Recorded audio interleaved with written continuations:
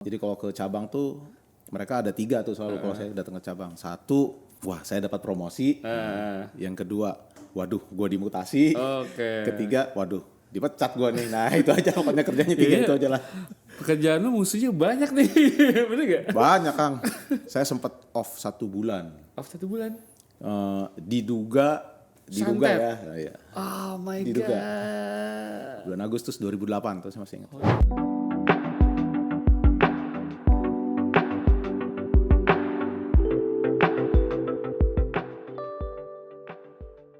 Opung Arman, apa kabar Kak? Baik. Sehat? Alhamdulillah sehat. Sungkem dulu ya. Alhamdulillah. Guys, jadi Opung Arman ini, kenapa dipanggil Opung gitu kan? Karena beliau ini yang paling senior di Haus. Paling tua lah. Jadi 70 berapa kan? 70 sekian. Jadi ya udah lumayan lah ya. Udah uzur lah ini. Udah uzur. Kang, barusan gimana perjalanan dari rumah? Macet. Dari Sentul kan rumah lo ya? Oh, Cibubur. Oh Cibubur ya, Cibubur. Cibubur. Berapa jam tuh biasanya dari Cibubur ke sini? Tadi 1 jam 45. Buset. 1 jam 45. Tiap hari tuh ya? Tiap hari. Oh, luar biasa. Ini nih yang gue pikir luar biasanya dari Opung nih gitu kan. Maksudnya rumah dari Cibubur ke Kebun Jeruk sekali jalan hampir 2 jam. Bolak-balik 4 jam kan? 4 jam. Nah itu menurut gue itu dedikasi yang luar biasa itu tuh yang pengen gue gali nih Kang dari lo Kang. Apalagi kan lo kan ibaratnya lu udah wah lo kan maksud gue lo kan sebelum di Haus juga kan. Sebelum di Haus kan lo udah apa ya mencapai segalanya lah buat gue ya di mata gue ya. Di mata gue lo jadi direktur di perusahaan botol Amerika ya. Iya. Gitu kan. Betul. Tuh gue denger gajinya 150 juta tuh kan. Amin. Dapat ya. Jangan gitu. Dapat mobil dinas Alphard lagi. Betul. Nah itu Kan pertama kali ketemu. betul. Gue pertama kali ketemu sama lo, gila nih orang apa namanya mobil dinasnya Alphard gue pikir. Nah itu maksud gue kenapa lu ujuk-ujuk boleh dibilang mau bantuin Haus yang mungkin gajinya nggak dibanding lo tempat lo dulu nggak ada berapanya gitu kan. Itu tuh yang maksud gue yang pengen gue gali gitu kan. Jadi misi lo apa bantuin Haus apa gara-gara lo kasihan sama kita gitu kan. Enggak. Tapi sebelumnya ini ya maksudnya lo tuh boleh bilang mitra awalnya Haus ya. Betul. Iya. Awalnya Haus karena lo temenan sama bukan temenan. Lu bosnya Daman dulu kan di sana kan boleh dibilang kan? Ya partner lah. Jangan bang bos lah. Iya lah kan. Nah itu bisa ceritain nggak Kang? Maksudnya kayak apa namanya awal mungkin perjalanan karir lo sebelum lo di sini bantuin Haus gitu kan. Nah cerita siapa sih Opung Arman tuh siapa sih gitu? Ya, kita anak Bandung lah ya. Anak Bandung. Dari kecil di Bandung sekolah pure swasta. Oke. Jadi kita anak swasta lah. Anak swasta ya. Anak Taruna Bakti. Oke. Nongkrongnya di ASMTB. Ceweknya cakep-cakep tuh kan. Alhamdulillah. Habis itu pindah ke Unpar, masuknya Unpar. Oke. Kuliah di Unpar. Nggak pinter-pinter amat lah ya, 4,5 tahun. Kan? Sama lah kan. 4,5 tahun, banyak main-mainnya. Habis itu kesempatan dapat ke luar negeri lah, ngambil S2. Oke. Belanda itu ya? Di Belanda. Waduh. Di Belanda. S2 di Belanda. Red Light District dong. Red Light District. Dunia kebebasan lah. Oke. Terus pulang karena idealis dulu kan ngambil hukum ya.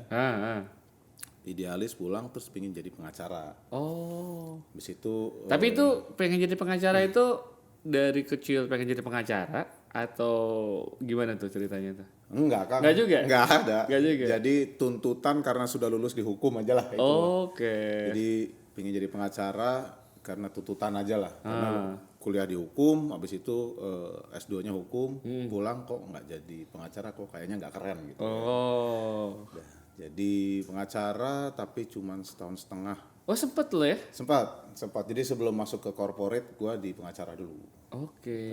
Dulu ngewakilin yang lumayan tuh Abu Bakar Ba'asyir. Serius lu? Iya. Abu Bakar Basir yang waktu itu yang dituduh Teroris iya. yang dituduh teroris yang Candi Borobudur kan? Waktu itu yang dia ngebom Bali, ngebom ini, yang dalangnya dia bilang. bukan dia mah yang Candi Borobudur kan? Enggak. Bukan ya? Bom Bali ya? Bom Bali. Yang udah tua itu kan? Iya udah tua. Yang buta ya kalau salah. Di Ngeruki sekarang. Oke. Masih di Ngeruki. Jadi kantor gua kerja itu tiba-tiba, Man, lu ngewakilin Abu Bakar Basir ya dampingin. Hah? Yang benar gua bilang. Ya udah, ayolah gua bilang. Oh. Gitu.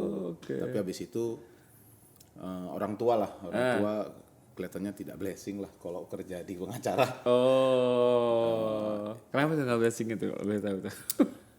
Kalau kata ya namanya orang tua ya. Waktu itu ibu saya bilang, ya Man, masa orang salah aja kamu bela-belain, janganlah, nggak usah lah, dia bilang kayak gitu. Nanti nggak berkah hidupnya. Iya. Oke.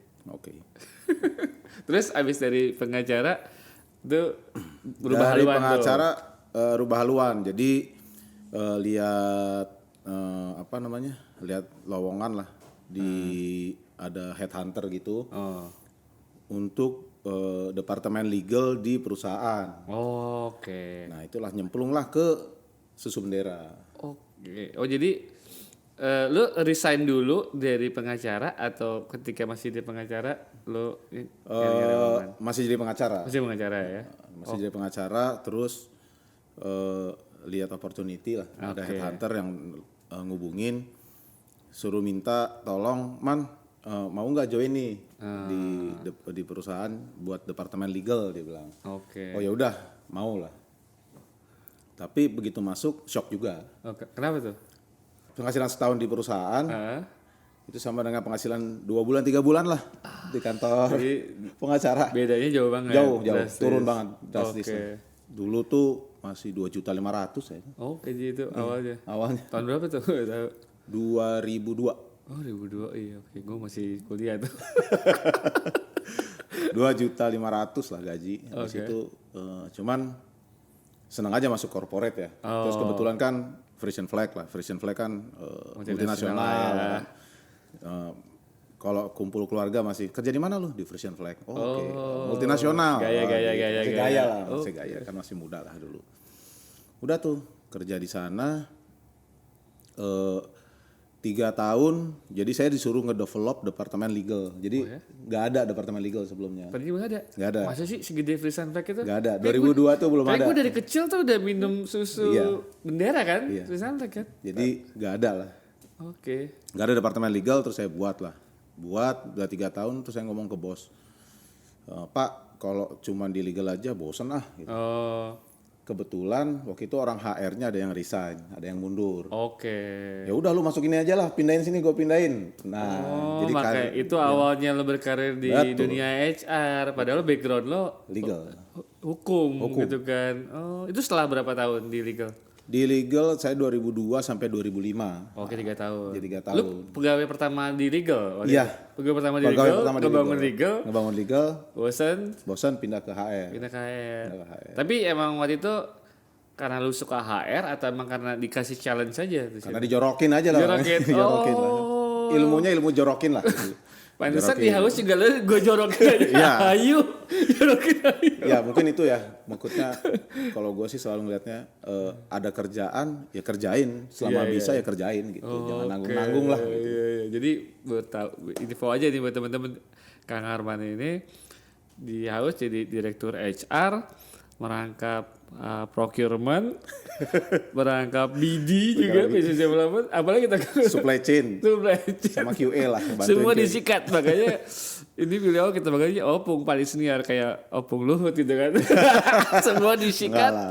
Nah kalau Pak Jokowi punya opung Luhut, nah Haus punya opung Arman. Iya. Oh, terus di HR nih. Di HR, jadi pertama kali di HR itu saya disuruh berhentiin sekitar 80 orang. 80 orang. Tugas pertama lu di HR? Tugas pertama. Jadi negosiasi sama serikat buruh dulu. Oh, tahu kan kalau HR kan kalau salah ada beberapa fungsi ya? Ada. Ada yang recruitment, ada yang development, ada yang payroll itu administrasi. Nah, lu bagian termination gitu. Bagian industrial relation lah istilahnya. Bahasa halusnya. Iya, bahasa halusnya lah. Personalia. Jadi bagian yang ngurusin. Kalau sekarang tuh HRBP lah namanya. Sama kayak Daman lah karirnya. Ya makanya lu bosnya Daman kan.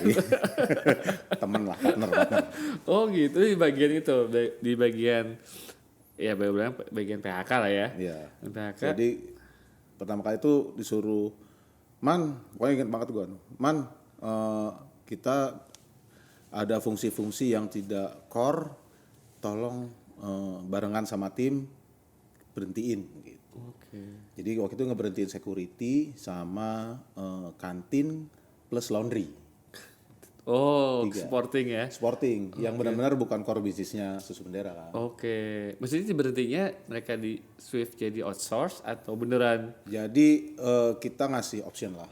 Lu mau join outsource boleh, mau terima paket boleh. Gitu. Tapi paketnya enak kok. Daging paketnya. Kenapa paketnya enak tuh Kang? Karena serikatnya tuh pinter lah negonya. Gitu. Jadi benar-benar memperhatikan kesejahteraan karyawan. Jadi paketnya sih enak, tapi yang kena impact nggak enak. Jadi ingat gue di kasus itu masih sempat kan itu ada satpam security ya. Itu kita dealing di ruangan terus dia ngeluarin pisau komando. Taruh di atas meja. Terus dia ngomong gini, Pak, 500 perak itu Pak, kalau di pasar orang bunuh-bunuhan loh Pak. Kayak gitulah.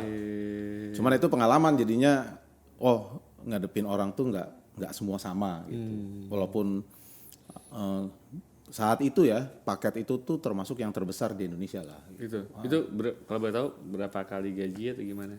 37 kali gaji. 37 kali gaji? Iya. Karena masa kerjanya udah panjang. Lumayan tuh bisa buat hidup 3 tahun lebih lah ya. Iya, dan mereka kan bisa pindah ke outsource juga kalau mau join. Iya. Walaupun udah dapat pesangon, dia masih bisa bekerjakan di outsource. Iya. Kalau yang kantin tuh bahkan bisa mereka buat persatuan kantin nge-serve di kita. Jadi sebenarnya sih enak, cuman karena lepas dari Frisian Flag-nya lah namanya tuh jadi banyak yang protes lah. Gitu. Itu langsung tugas pertama di HR. Tugas pertama. Langsung. Tapi itu di HR di bagian MHK-in orang aja atau? Enggak, jadi habis itu tugas pertama. Habis itu disuruh megang. Jadi dulu tuh HR dibagi dua kalau di Frisian Flag. Ada yang megang operation, ada yang megang sales. Kebetulan rezekinya dapat megang sales. Jadi kerjanya mindah-mindahin orang, terus development orang, banyak ngobrol sama orang sales untuk gimana cara nyocokin orang lah. Ini orang ini cocok nggak nih pindah ke sini atau ke kota ini atau enggak gitu. Ngurus-ngurusin kayak gitu. Ngebidak caturin orang lah. Jadi kalau ke cabang tuh mereka ada 3 tuh selalu kalau saya datang ke cabang. 1, saya dapat promosi. Yang kedua, waduh, gue dimutasi. Ketiga, waduh, dipecat gue nih. Nah itu aja pokoknya kerjanya 3 itu aja lah. Pekerjaan lu musuhnya banyak nih, bener gak? Banyak Kang. Saya sempat off 1 bulan. Diduga ya. Oh my diduga. God. Bulan Agustus 2008 tuh saya masih ingat. Oh ya? Gila. Iyalah kerjaan lu kalau PHK mutasiin. Ya, kalau promosi sih enak lah. Suka diajak makan. basah. Tapi kalau udah yang mutasi sama PHK tuh aduh. Saya pernah di Palu, nyampe Palu jam 8 pagi, jam 2 siang harus udah pergi dari Palu. Karena mecat orangnya tuh karyawannya tuh termasuk orang yang berpengaruh di sana lah. Jadi nyelamatin gua tuh. Gitu ya. Iya, begitu nyepecat langsung kabur ke Makassar. Kalau gue jadi dulu sih gue SMS aja. Bro, udah ya selesai ya bro. Jadi beneran dikirim perusahaan cuma buat lu kayak ini tuh ada filmnya tuh gue pernah nonton tuh si George Clooney itu. Yang dia tuh kayak agency gitu, di hire dia itu third party kalau justru dia siapa perusahaan buat mecat-mecatin orang. Tapi memang kerjanya itu terbang dari satu kota ke kota lain kayak gitu. Iya, ya itulah dulu kerjaan.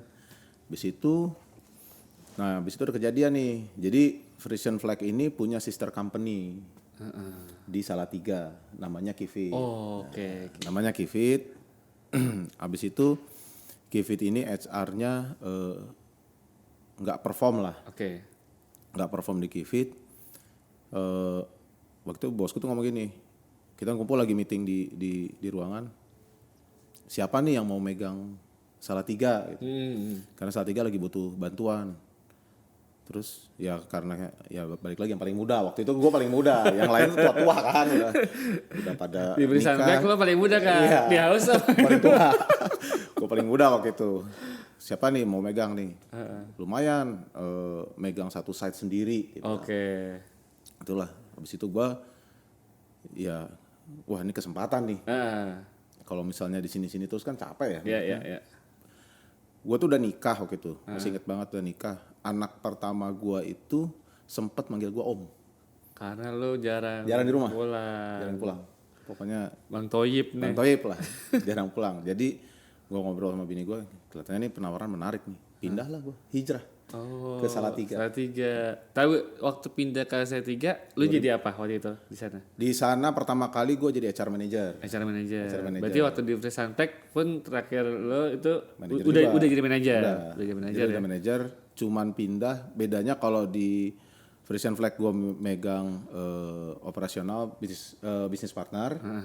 Kalau di Salatiga gue pegang semuanya. Jadi namanya rekrutmen, remuneration, development di bawah gue. Semua proses bisnis HR. Semua ada bisnis HR di bawah gue. Oke. Jadi ya menarik lah kan tantangan Iya. baru. Hajar berangkat ke Salatiga. Di pabrik berarti kalau ini ya. Pabrik. Di pabrik ya Salatiga. Nah itu berapa lama lo waktu itu? Di pabrik itu 2009 sampai 2012. 3 tahun. 3 tahun. Karena tergoda, jadi hati-hati nih, jangan tergoda sama tawaran-tawaran. Jadi tergoda tawaran. Jadi teman gua ada yang udah jadi director di Lafarge. Lafarge tuh semen Andalas di Medan, Oh iya. di Aceh. Oke. Tergoda lah. Man lu pindah sini. Gua pindah, hari pertama kali gua pindah masuk ke Medan, orangnya resign. Buset. Orang yang bawa lo berarti ya. Yang udah, wah nanti kita kerjasamanya enak. Oke, siap. Begitu itu resign. Mati gua. Wah, udahlah. Habis itu kan 2013 itu masih chaos. Akhirnya itu ditarik nih. Jadi networking penting lah. Baik sama semua orang penting. Jadi dalam keadaan frustasi gua, keluarga gue di Jakarta, gue tinggal di Medan. Setiap hari Sabtu Minggu gue pulang dari Medan ke Jakarta. Iya. Pokoknya pegel lah selama 8 bulan tuh gue kayak gitu. Habis itu ditawarin pindah ke BAT. Lu sempat BAT juga ya? Sempat. Iya kan BAT Medan, BAT Jakarta. Oh BAT Jakarta. BAT Jakarta. Karena kebetulan direkturnya BAT baik lah. Sempat ketemu, sempat ngobrol. Man, lu balik aja ke Jakarta. Ya udah, gue balik ke Jakarta. Balik ke Jakarta, di BAT megang sales lagi. Jadi HR untuk sales. Oh, HR untuk sales. Projectnya namanya ada project, itu harus meng-hire 3.500 orang dalam waktu 4 bulan. Makanya gak heran ya, di house ini kan kita ada house cleaning. Iya. Buat berapa? Sebulan 100. Sebulan 100 orang. 100, ya nanti 200 orang lah ya. Iya, 200 Buat orang. lo mah itu cemen lah ya. Karena lu udah pernah ngerekrut berapa nih? 4.000? 3.500. 3.500 dalam waktu 4 bulan. Iya, Wah. 4 bulan.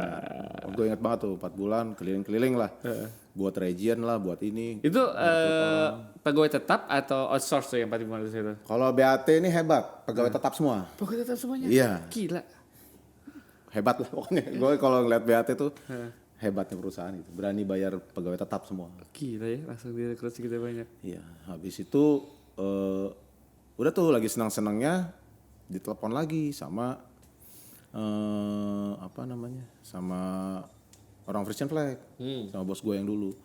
Man, Salatiga katanya butuh bantuan lu balik lagi deh. Gitu. Ke Kivit lagi? Balik lagi Kivit gue. Okay. Tapi gue balik lagi Kivit jadi director. Oh, oke. Beda kasta lah Beda ya. kasta. 2013 tuh gue jadi kastanya tinggi lah. 2003. Berarti lo lu masuk mulai si Freestyle Flag tahun berapa?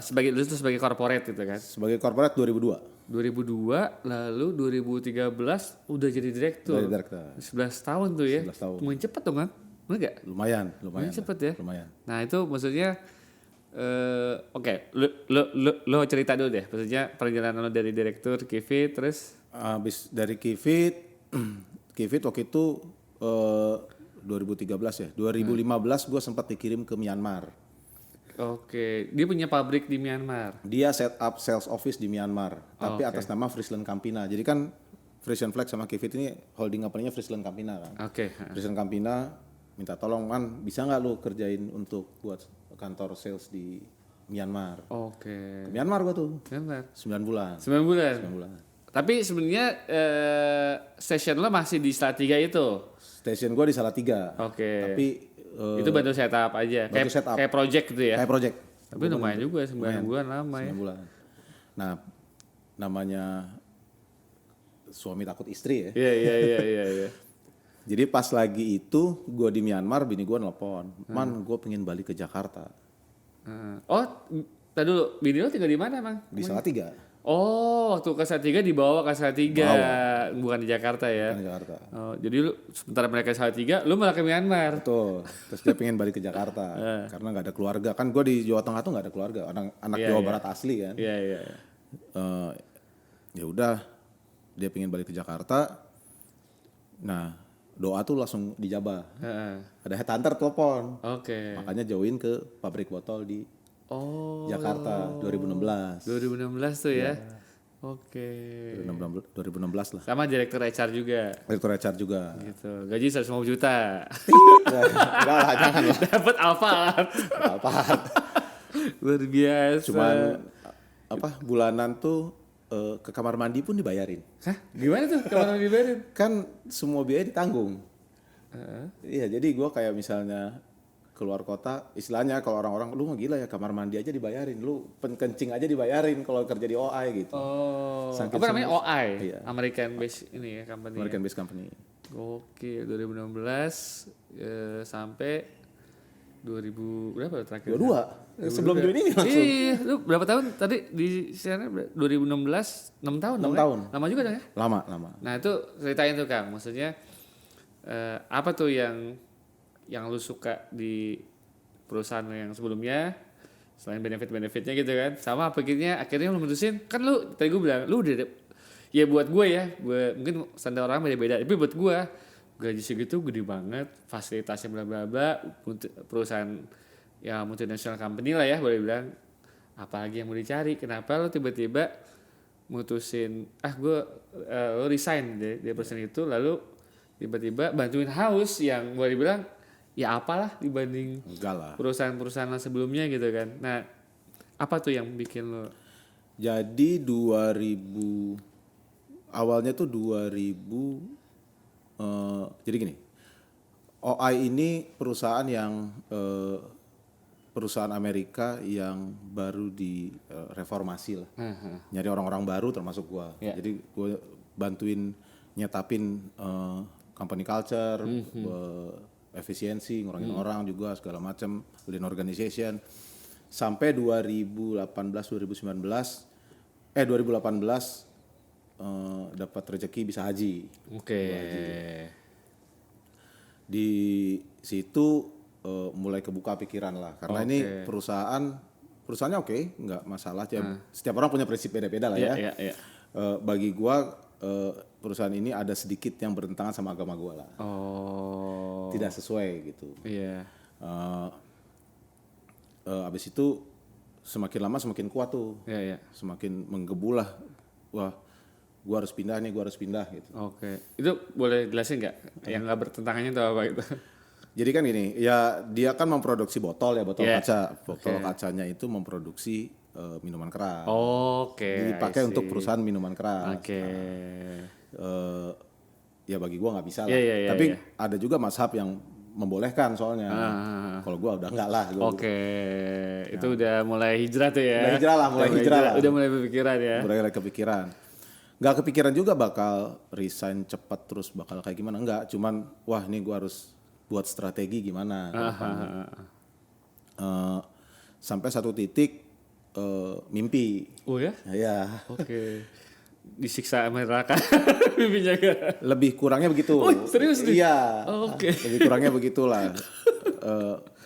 Lu kebayang bangun tidur tapi lu keringetan. Oh. Yang benar-benar kayak capek, stres gitu. Waduh, kalau kayak gini gue memang harus buat putusan. Ya udah, akhirnya ngomong lah baik-baik.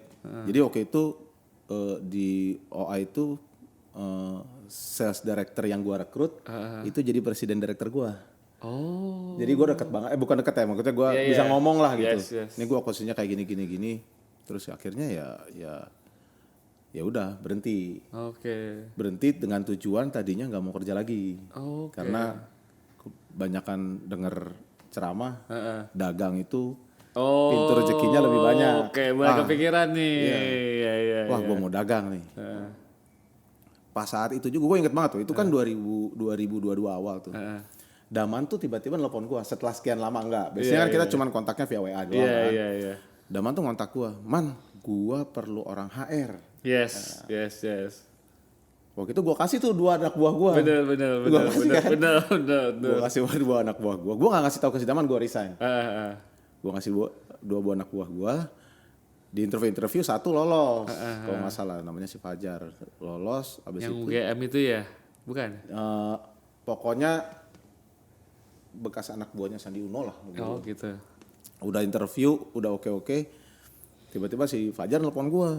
Man, kelihatannya gue gak bisa terima karena gue pingin nge-explore lah, kalau bisa masih bisa keluar negeri lah perusahaan kayak gini. Oh ya udah, tapi lo ngomong sama si Daman. Si Fajar lagi ngomong sama si Daman, terus si Arman kan resign. Daman telepon. Iya. Daman telepon. Man, udahlah, bantuin lah di sini. Yang benar gue bilang. Iya benar. Oh ya udah, gue bilang. Iya. Nah, awalnya itu. Iya. Terus gue ngomong ke istri gue, nih gue mau join house. Kan kita mitra sama house kan ya. Iya. Bini gue tuh ngomongnya cuma simpel aja. Ya lu kan lumayan belajar baru lagi. Belajar. Belajar. Jadi ibaratnya istri lo, keluarga mendukung tuh kan. Maksud gue kan ibaratnya istri ya. Lu udah pernah gaji segitu besar. Stabil lah hidupnya gitu kan. Mungkin ya buat gue sih berlebih gitu ya. Lalu ketika lu mutusin resign, lalu ya bantuin house yang boleh dibilang ya baru ya. Enggak lah, house tuh gede tuh. Jangan salah lah. Ini suka merendah nih founder-founder nih. Gue suka bingung. Iya tapi kan maksud gue ya pasti beda kan. Apalagi kan namanya wanita ya. Wanita kan biasanya pengennya kestabilan ya. Betul. Comfort. Ya maksudnya dibilang emang nggak semua wanita pengen lebih. Tapi namanya kenyamanan itu salah satu faktor inilah ya. Jadi pertimbangan kan. Nah ini kan boleh dibilang lu quit dari gaji segitu gede perusahaan yang udah didelas ke startup yang baru ya. Kita waktu itu sebelum lu gabung kan kurang dari 5 tahun ya kan masih. Nah itu gue ya mes juga begitu gue tahu tadi TVB support gitu kan. Iya, jadi gue kan ambil putusan pasti ngobrol sama istri gue lah. Sama kebetulan anak gue 2 udah gede kan, makanya orang tua ya. Jadi udah bisa diajak ngomong kan. Jadi gue ngomong nih, Beb, gue manggilnya Beb kan. Beb, gue resign nih dari OI, lu tau lah resignnya kenapa. Terus dapat tawarannya itu dari House, dari si Daman. Kan gue mitra sama House. Gimana menurut lu? Dia sih cuma ngomong gini, lu kan imam gue, jadi gue ngikut lu. Satu, itu kalimat yang utama, yang udah aman tuh bagi gue. Wah udah aman. Hebat, yang kedua, lu kan sukanya hal-hal baru gitu. Jadi kalau terlalu lama konsisten sama terus bosan. Ya kan mau niatnya dagang, mungkin di sini bisa belajar dagang dulu gitu. Jadi sebelum dagang udah disiapin nih jalannya seperti ini dulu. Oh ya udah, makanya gue sama Daman tuh nggak nanya gaji. Man tapi cuman segini gini. Udahlah man, sini gue tanda tangan aja deh gitu. Asli gue satu yang gue lihat, gue tahu House dari Daman itu di toko pertama. Kan gue ngintip dari awal gitu kan. Dia nawarin gue di makanan siap saji. Nih bisnis prospeknya begini. Wah gue masih inget banget lah. Terus yang gue kaget lagi ya itu balik lagi. Daman tuh kan sebenarnya salah satu kandidat HR director di Vision Flag. Kandidat gitu director kan. dia. dia keluar men. Gue bilang wah gila nih orang udah benar hebat nih. Makanya jadi gue sebenarnya tujuannya jadi bagi gue ya, gue jelas nih ini orang punya company pasti punya visinya jelas, mau kemananya jelas. Jadinya gue join juga nggak masalah kan. Gue mau belajar. Intinya kan at the end gue pingin dagang lah, pengen punya usaha sendiri lah, itu aja. Oh, itu kan dari versi lo nih. Ini dari versi kita nih. Sebenarnya waktu kita kontak lo, itu deg-degan bro. Jujur aja ya maksud gue. Waktu itu kan, itu pada kondisi waktu itu karena kita udah mulai scale up ya. Nah waktu itu operasional tuh udah perlu ada orang yang tegas gitu kan untuk mimpin. Daman kan sebelumnya dulu tuh dia megang HR Director di House kan. Betul. Terus gue pikir kayaknya Daman cocok di operasional. Dia kan orangnya integritas, terusnya juga tegas detail gitu kan. Dan dia cepat ngambil keputusan kan. Waktu itu, Man kayaknya lo jadi pindah posisi bro. Lo jadi direktur operasional kan. Terus itu gimana HR Director? Dia bilang, apa gue sambil kata, nggak bisa men, namanya operasional House tuh berat banget. Lo harus fokus situ. HR Director kita cari orang gitu kan. Nah itu yang waktu itu kan Daman minta telepon lo kan, nanyain anak buah lo ketika ya tadi seperti cerita lo ketika tahu dari si Fajar itu lo vacant gitu kan. Kita belaga gila aja sebenarnya. Jadi sebenarnya kita juga gak yakin gitu kan. Tiba-tiba aja, coba aja bro, coba aja siapa tahu Doi mau gitu kan. Tapi kan di satu sisi gue sama Daman udah tahu kapasitas lo lah. Lo udah jadi direktur perusahaan gede, mana mungkin mau sih gitu kan. Tapi ya namanya Anda salah. namanya iseng-iseng berhadiah, coba aja. Dan ternyata ya itu kayak wah kita merasa gak nyangka banget. Terus kayak wah kita dapat rezeki nomplok sih gitu kan. Amin. Kedatangan orang yang dengan sekali lo, pengalaman lo gitu kan, udah gitu juga skill lo gitu kan, mau bantuin ya kita nih yang bukan siapa-siapa. Jadi waktu itu ya jujur aja ya, kita happy banget gitu. Apalagi ya yang bikin kita nggak pede kan ya kita cuma bisa nawarin seberapanya gaji dulu gitu kan. Dan itu gue pikir ya gue mau nanya Daman, wah nih orang kok mau gitu. Dan gue pikir andai pun dia mau, ya ini kayaknya dia cuma kasihan aja sama kita gitu kan, mau bantu kita gitu kan. Nah makanya gue tuh yang yakin apalagi setelah kita kerja bareng gitu kan, gue pikir ini mah sebenarnya lu adalah partner material gitu kan. Jadi ya maksudnya Amin. Gitu. Jadi ini kayak rezeki nomplok yang berlipat-lipat gitu. Lo juga bekerja not for the sake of the money gitu kan. Dan gue yakin lo bekerja ya for the sake of the purpose. Itu sih yang gue tuh adanya opung di sini tuh gitu kan. Wah gue happy-nya luar biasa lah gitu. Amin. Gitu. Sama-sama lah. Yeah. Kalau gue sih ya itu tadi kan lu ngomong bukan kerja untuk uang kan. Yes. Jadi kalau lu mau tahu, gue tuh dari pertama kali kerja nanyain gaji itu cuman 2 kali. Oh ya? Karena bagi gue diajarin sama bos gue yang pertama ya, lu nggak usah nanyain gaji deh. Lu berkarya, gaji datangin ke lu. Gitu. Namanya orang corporate kan. Yes. Dia bilang kan ya, intinya lu kalau kerja bagus ya lu pasti gaji lu naik terus gitu kan. Yes. Pasti lu dapat bonus, dapat apresiasi gitu. Jadi ya itu yang gua tanemin. Yes. Gitu. Lu jangan nanyain duit dulu dah gitu. Nggak usah mikirin disuruh kerja apa, nesu nggak usah lu. Ya orang gua disuruh keliling-keliling gitu ya. Nyampe gua sempat nuker koper di bandara. Oke. Karena inget banget gue dari Surabaya, tiba-tiba ada kasus di Bali, gue harus ke Bali, sementara barang gue cuma sampai Surabaya, jadi di Surabaya dikirimin barang, gue langsung berangkat ke Bali. Anjir. Gak ada balik-balik ke rumah. Terus apa gue komplain? Enggak, gue seneng-seneng aja lah. Iya. Ya itu bagi gue sih jangan nanyain gaji lah. Ya, jadi intinya buat teman-teman nih, apalagi buat warga House yang di kantor nih ya, atau mau di toko, ya tadi kalau kita belajar dari Opung gitu kan, salah satu kunci sukses dia menuju puncak gitu ya, ya bekerja bukan karena uangnya dulu ya itu kan. Jadi karena pengen ya berkarya. Ketika lo udah berkarya, ya orang tahu value lo, gampang. Iya, lo itu akan baru nagih. Tuh. Yes, lo akan di-appreciate gitu kan. Jadi ya gue itu kayak misalnya orang kadang-kadang, makanya kan gue bilang pas lagi yang lu tawarin, man, lu pegang supply chain sama perfilman, ya ayo aja. Pokoknya selama gue dipercaya dan gue bisa, gue pasti kerjain. Iya. Apa gue nanya gaji gue naik apa? Enggak kan? Ya udah. Ya karena bagi gue bukan masalah itu. Kalau kita bisa ninggalin legacy, itu lebih berharga, men. Itu aja sih, cuma itu doang lah dari bokap gue, dari bos gue yang sebelumnya tuh ngomongnya gitu terus. Ketanamnya ya begitulah. Ya orang kolot sih ya. Kalau anak sekarang kan beda.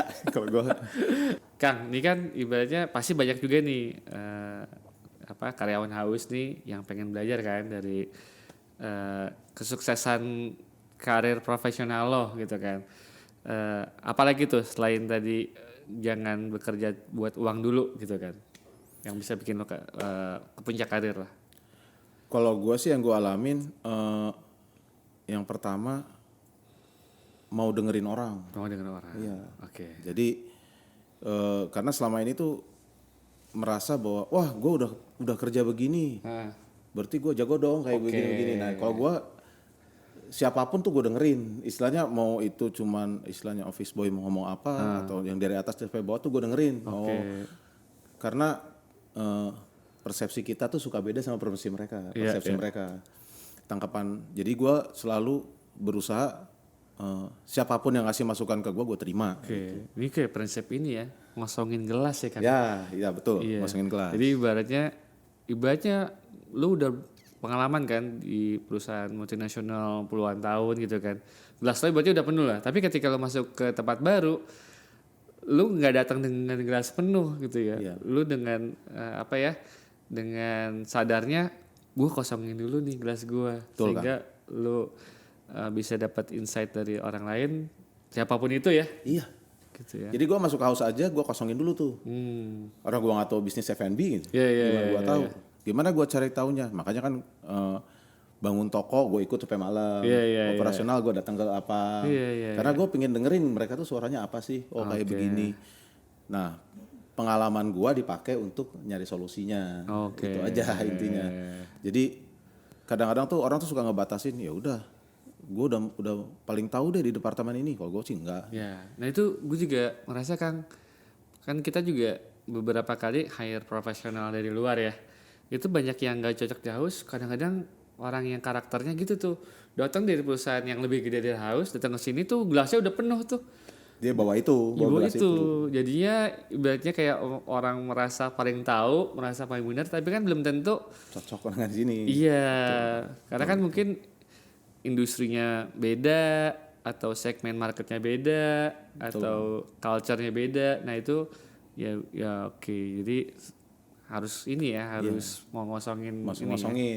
Terus kalau masalah karir sih jangan hitungan lah. Ini ya gue mah disuruh kerjain apa aja mau gitu. Mau misalnya disuruh sama Kang, malah gue kemarin waktu itu gue ngomong sama Bobby. Bob, kita ngendarin huling yuk gitu. Ngendarin huling? Bawa huling yuk gitu. Satu hari gue pengen tahu susah apa sih gitu. Biar tahu aja gitu kan. Susah Gimana mau cara taunya? Ya kayak gitulah. Gue pokoknya nggak mau ngitungan lah gitu. Pokoknya jangan hitungan lah. Kalau mau kerja tuh jangan hitungan. Awalnya itu aja lah dulu. Kalau ada hitungan udah susah lah gitu. Iya. Itu aja sih gue. Ada lagi Kak yang mau di-share? Kalau di profesional, kalau di karir yang profesional ya, di company profesional itu biasanya udah ada jenjang karirnya kan. Yes. Cara nyari jenjang karirnya tuh jangan nyakitin orang, itu aja lah. Karena dimanapun tuh pasti kejadian lah. Sikut-sikutan lah, jelek-jelekin orang lah. Iya. Gak usah lah, itu kayak gitu-gitu. Avoid lah. Politik kantor lah ya. Politik kantor gak usah ikut lah gitu. Iya. Itu aja lah. Oke. Males politik kantor, aduh. Iya.